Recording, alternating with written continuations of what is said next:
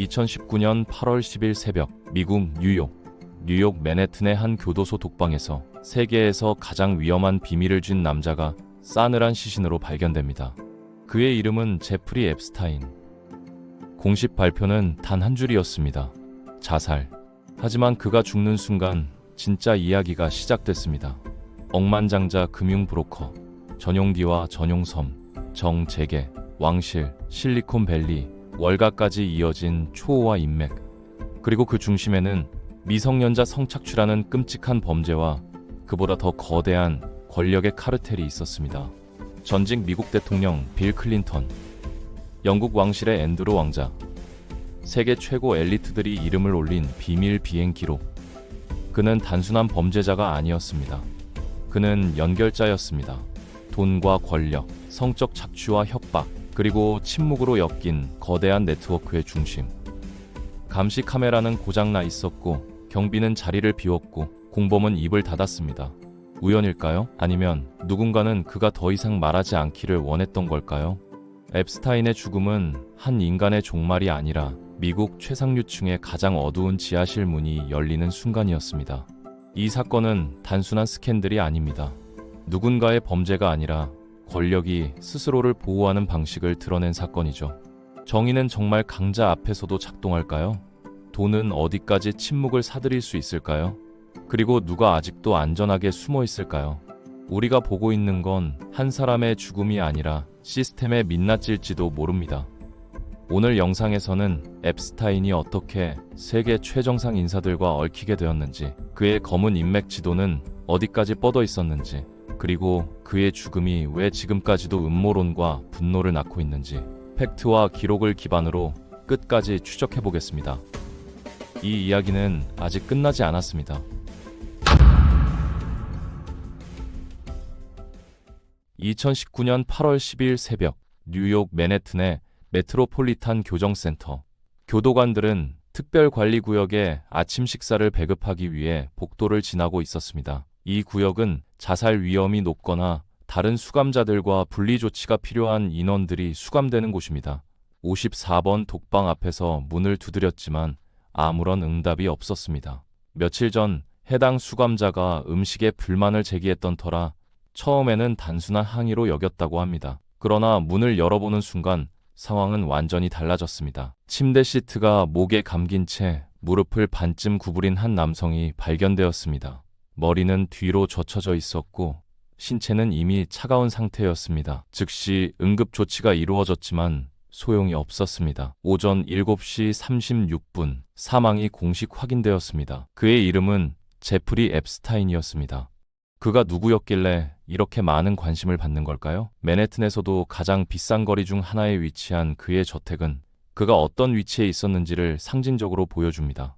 100평이 넘는 규모의 침실 10개, 욕실 15개를 갖춘 초호화 건물이었으며 당시 가치로 약 1200억 원에 달했습니다. 이 저택은 타이타니코 침몰 당시 마지막까지 배를 떠나지 않았던 이시도어 스트라우스 부부의 아들이 소유했던 곳으로, 스트라우스 가문은 메이시스 백화점 창업 가문으로 알려져 있습니다. 이 저택을 앱스타인이 1998년에 사들인 거였죠. 도대체 어떻게 이런 부를 축적했을까요?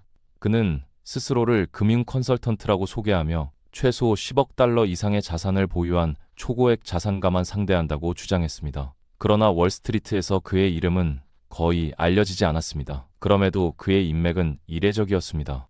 전 미국 대통령 빌 클린턴과 전용기를 함께 이용했고 영국 왕실의 앤드루 왕자와 교류했습니다. 빌 게이츠와 회동했고 도널드 트럼프와도 친분이 있었습니다. 금융계에서는 실체가 모호했지만 권력의 중심부에서는 언제나 그의 이름이 등장했습니다. 그는 단순한 부유한 사업가였을까요?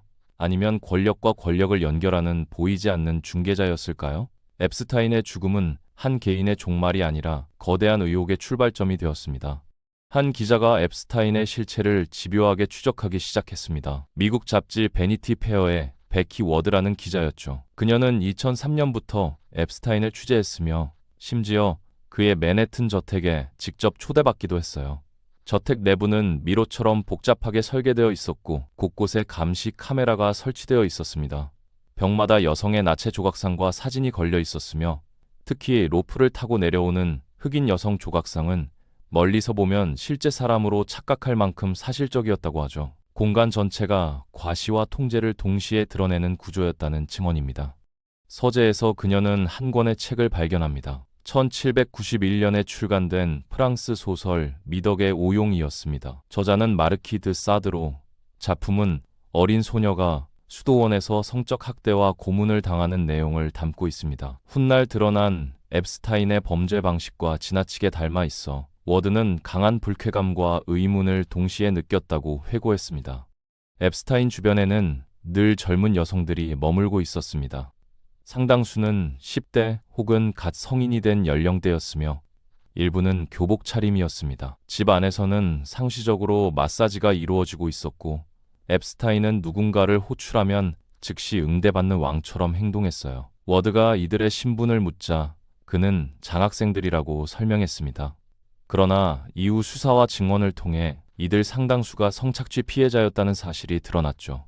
취재 과정에서 워드는 실제 피해자도 만났습니다. 마리아 파머라는 뉴욕의 한 미술대학에 재학 중이던 학생이었습니다. 그녀는 학교 관계자를 통해 졸업 전시회에서 앱스타인과 길레인 맥스웰에게 작품 3점을 판매했습니다. 맥스웰은 특별한 일자리를 제안했고 파머는 기대를 안고 저택에서 일을 시작했죠. 그러나 맡겨진 역할은 미술 관련 업무가 아닌 출입 관리에 가까웠으며 결국 앱스타인과 맥스웰로부터 성추행을 당했다고 주장했습니다. 파머는 경찰에 신고했지만 관할 문제를 이유로 연방수사기관에 연락하라는 안내를 받았습니다.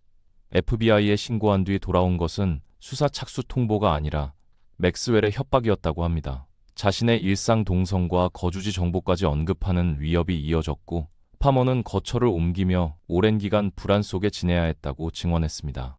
워드는 이 모든 내용을 토대로 기사를 준비했습니다. 그러나 앱스타인 측으로부터 노골적인 압박이 가해졌다고 합니다. 가족과 출산 예정인 아이까지 거론하는 위협이 이어졌고 편집부 역시 압박을 받았다는 증언이 남아 있습니다. 결국 기사에서 비판적 내용 상당 부분이 삭제되었고 앱스타인을 긍정적으로 묘사한 방향으로 수정되어 게재되었습니다.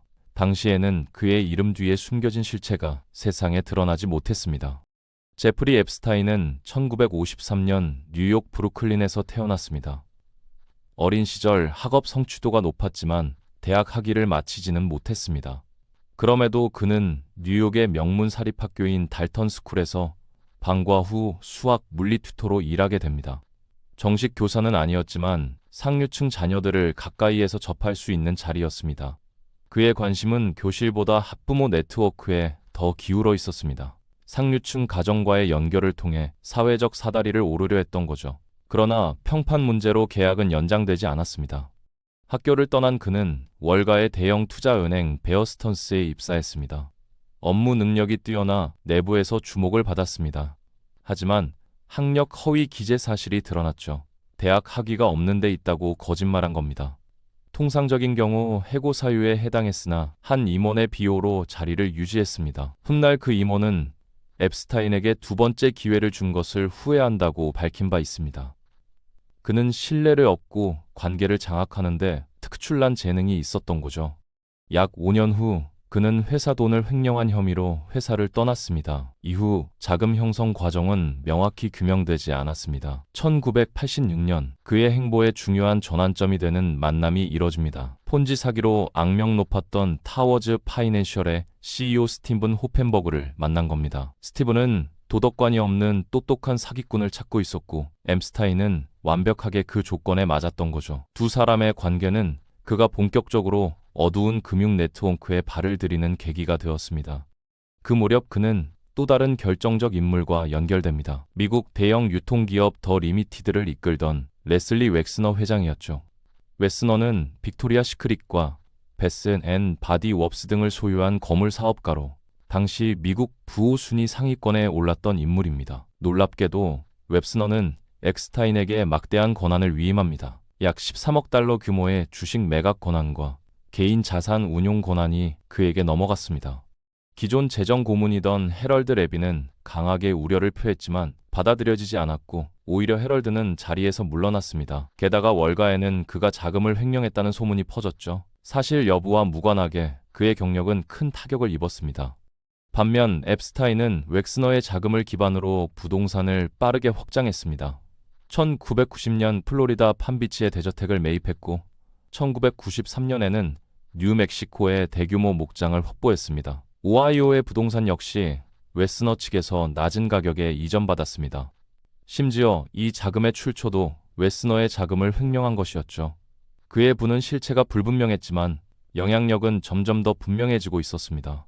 1998년 제프리 앱스타인은 카리브해에 위치한 개인 섬 리틀 세인트 제임스를 매입했습니다. 이 섬은 이후 언론과 대중 사이에서 소아성애자 섬이라는 오명으로 불리게 됩니다. 섬에는 대형 저척택과 수영장이 들어섰고 고가의 조경수 수백 그루가 심어졌습니다. 상주 직원만 약 70명에 달했으며 이들에게 가장 엄격하게 요구된 조건은 기밀 유지였습니다. 섬에서 벌어지는 일은 외부로 유출되어서는 안 된다는 것이었습니다. 부지 안에는 템플이라 불린 독특한 건물도 존재했습니다. 금색 지붕을 얹은 사원 형태의 구조물이었는데 이후 태풍으로 일부가 훼손되었습니다. 앱스타인이 노화 방지와 영생에 집착했다는 주변 증언과 맞물려 이 공간에서 기이한 의식이 이루어졌다고 하죠.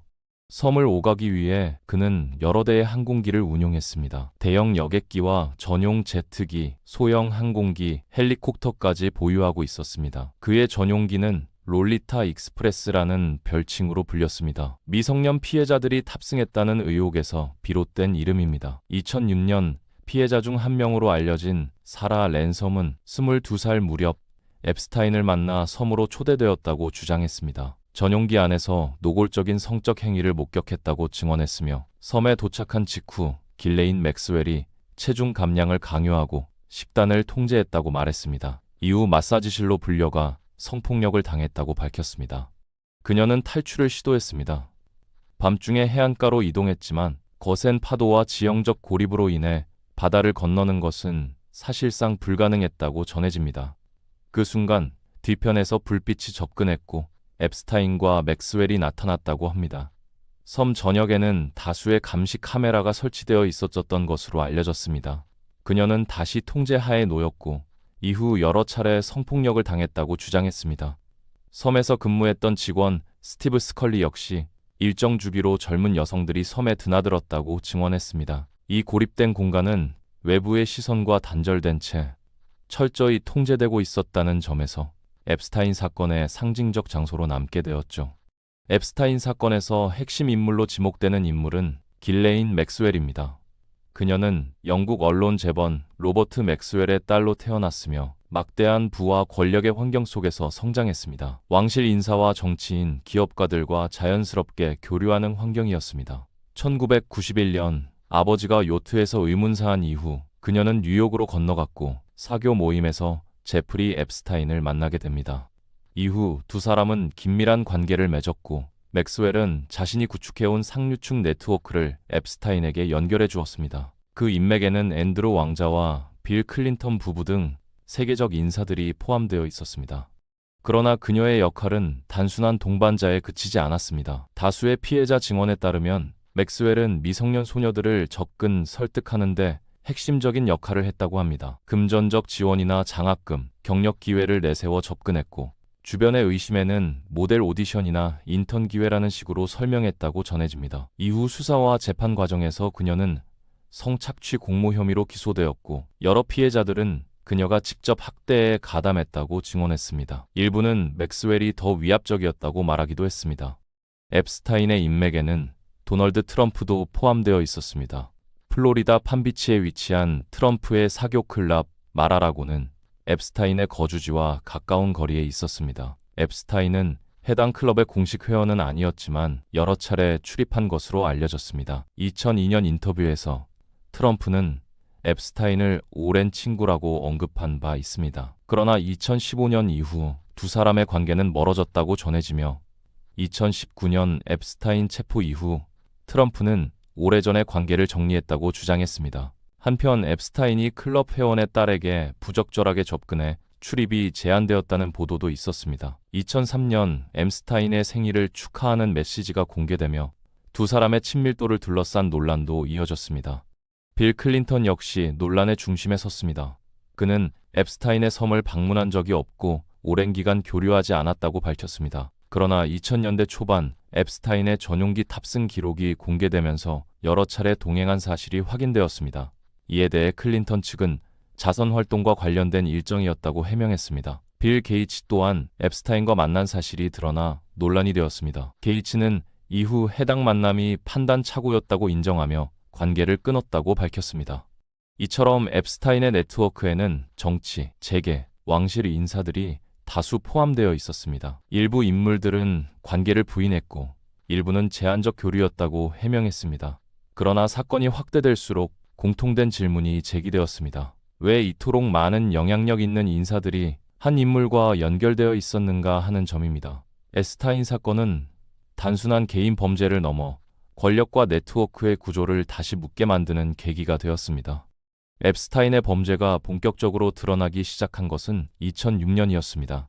플로리다 웨스트 팜비치의 한 학교에서 14살 제인도로 불린 학생이 교장실에 불려갔고 가방 안에서 현금 300달러가 발견되었습니다. 미성년자가 소지하기에는 과한 금액이었죠.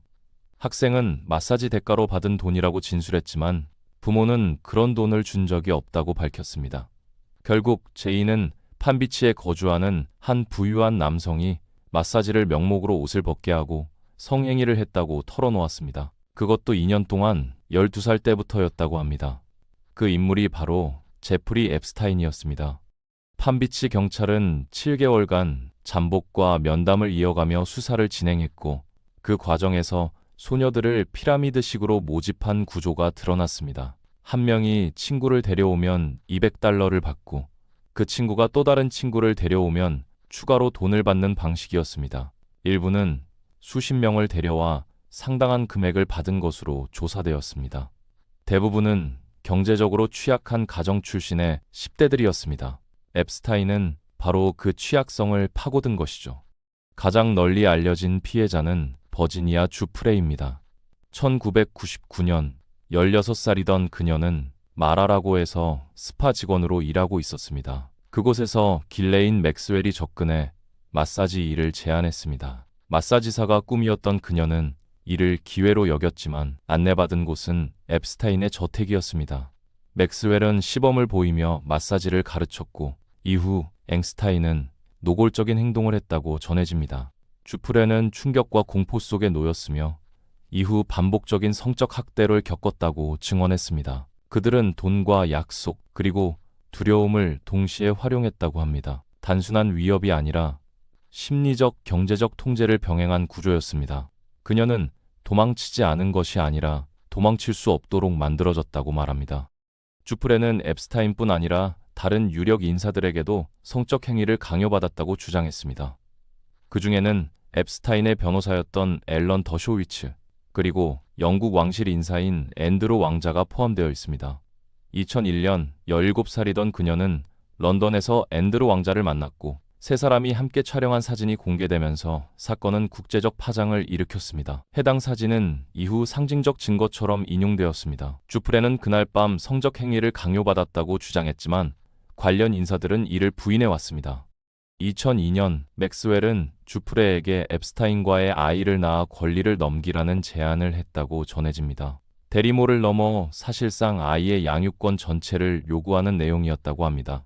주프레는 이를 받아들일 수 없었지만 즉각적으로 관계를 끊기도 어려운 상황이었습니다.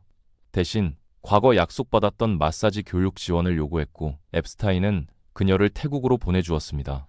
그곳에서 그녀는 현재의 남편을 만나 결혼했고 더 이상 돌아가지 않겠다는 의사를 밝혔습니다. 앱스타인은 이를 받아들였고 이후 직접적인 연락은 끊긴 것으로 전해집니다.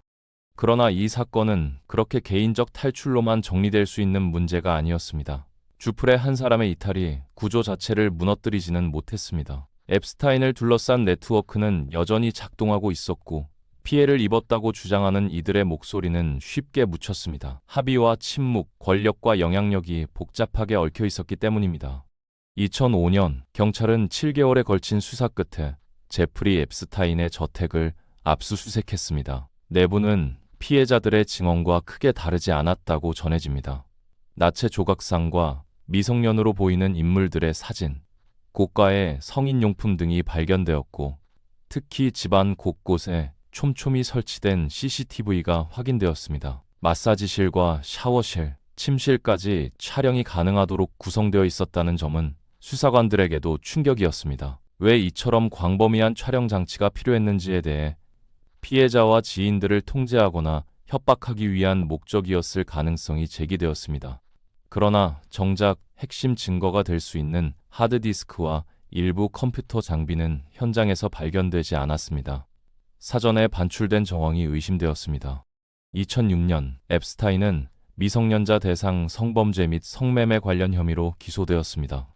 법률 전문가들은 중형이 불가피할 것으로 전망했습니다. 하지만 그는 대형 로펌 출신 변호사들로 구성된 강력한 변호인단을 꾸렸고 피해자들과의 개별 합의를 시도했습니다. 상당수는 금전적 보상을 조건으로 합의에 응했습니다. 이후 쟁점은 대배심 판단으로 넘어갔습니다.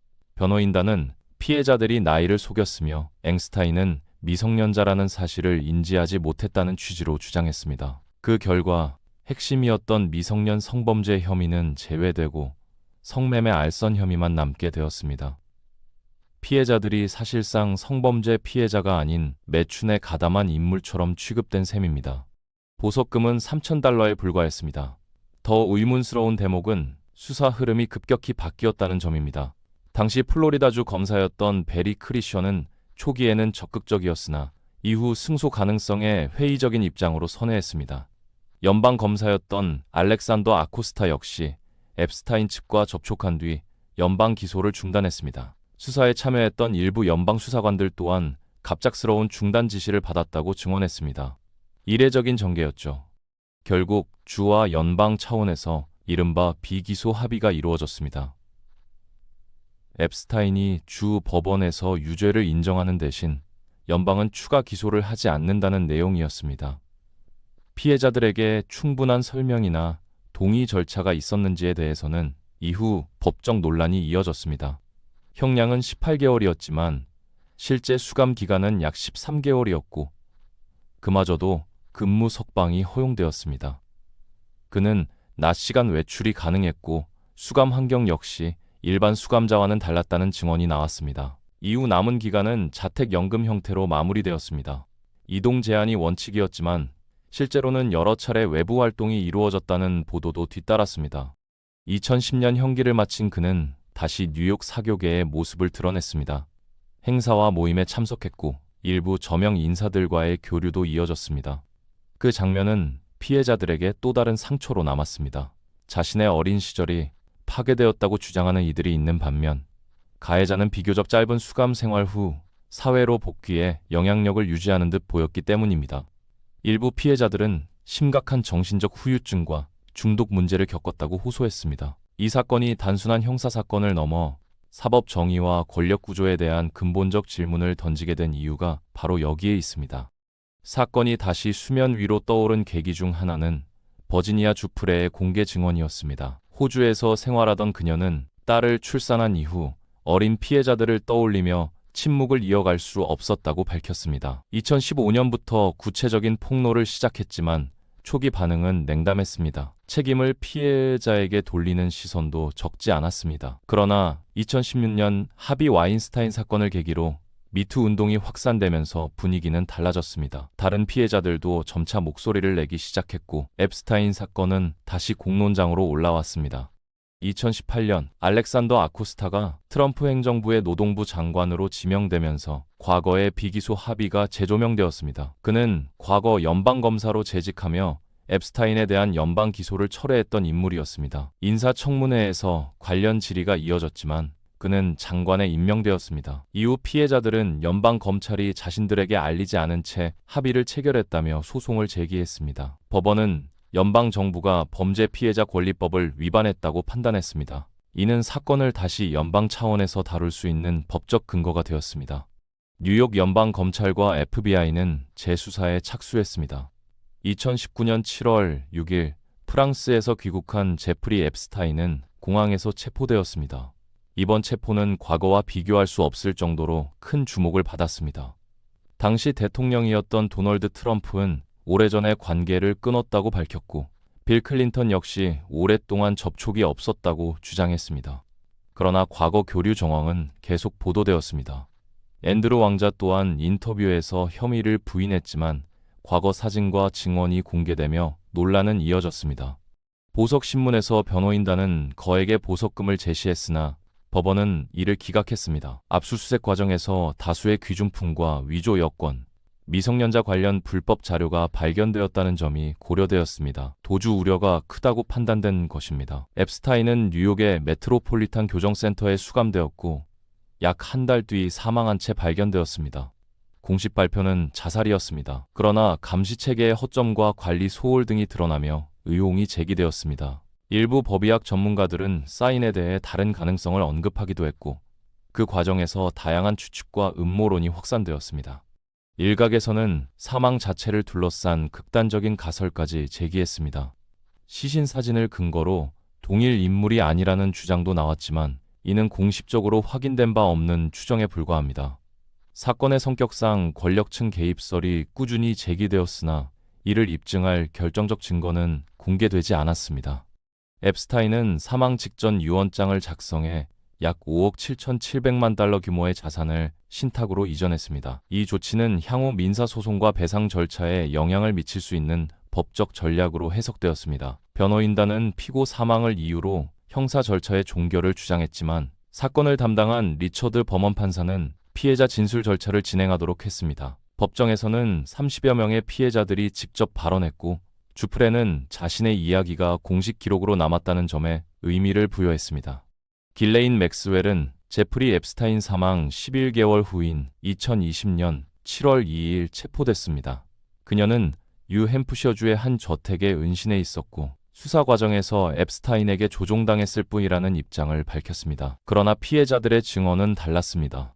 일부는 올브너 맥스웰이 더 적극적이고 위압적인 인물이었다고 진술했습니다. 2021년 12월 29일 5개 혐의에 대해 유죄 판결이 내려졌고 징역 20년이 선고됐습니다. 미성년자 성착취 범죄의 중대성을 고려할 때 형량이 충분한가에 대해서는 여전히 논쟁이 이어지고 있습니다. 현재 그녀는 수감 중이며 별도로 진행 중인 민사소송을 통해 상당한 재산이 합의금으로 사용될 가능성이 제기되고 있습니다. 가장 널리 알려진 피해자였던 버지니아 주프레에게는 이후 또 다른 비극이 찾아왔습니다. 2025년 3월 24일 호주에서 차량을 운전하던 중 뒤따르던 스쿨버스가 시속 110km로 추돌하는 사고가 발생했습니다. 일반적인 운행 상황과는 거리가 먼 속도였다는 점에서 의문이 제기됐습니다. 초기에는 단순 타박상으로 보였으나 상태가 급격히 악화됐고 의료진이 생존 가능성을 비관적으로 전망했다는 보도도 나왔습니다. 한 달 뒤인 4월 25일 그녀는 41세의 나이로 자택에서 사망했습니다. 당국은 자살로 결론 내렸습니다. 그러나 그녀가 생전에 SNS에 내게 무슨 일이 생긴다면 자살로 믿지 말라는 취지의 글을 남겼다는 사실이 알려지면서 의혹은 쉽게 가라앉지 않았습니다. 공식 발표와 대중의 의구심 사이의 간극은 여전히 남아 있습니다. 이 사건은 앞으로도 끊임없는 의문과 해석을 낳을 가능성이 큽니다. 역사적으로도 권력과 음모가 얽힌 사건은 쉽게 매듭지어지지 않았습니다. 예컨대 존 F. 케네디 암살 사건이 수십 년이 지난 지금까지도 논쟁의 대상이 되는 것처럼 말입니다. 앱스타인 사건 역시 완전히 해소되지 않은 의혹과 공백을 남겼습니다. 그의 사교 네트워크에는 정재계, 왕실, 금융권 인사들이 포함되어 있었고 그 이름들이 적힌 기록과 자료가 어디까지 존재하는지 또 무엇이 공개되고 무엇이 영원히 봉인될지는 누구도 단정할 수 없습니다. 일부는 파일과 영상, 명단이 어딘가에 남아있을 것이라고 추측합니다. 그러나 그것이 세상에 드러날지에 대해서는 회의적인 시선이 많습니다. 이해관계가 얽힌 인물들의 영향력이 워낙 크기 때문입니다. 그래서 이 사건은 단순한 범죄를 넘어 권력과 책임, 정의의 한계를 드러낸 상징적 사건으로 남았습니다. 그러나 모든 추측과 논쟁을 걷어내고 나면 결국 남는 것은 피해자들의 삶입니다. 어린 시절에 겪은 상처는 시간이 지난다고 사라지지 않습니다.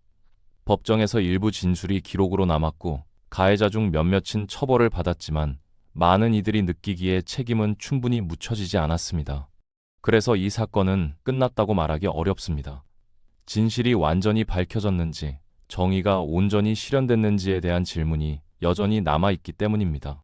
어쩌면 우리는 거대한 권력의 실체를 끝내 확인하지 못할지도 모릅니다.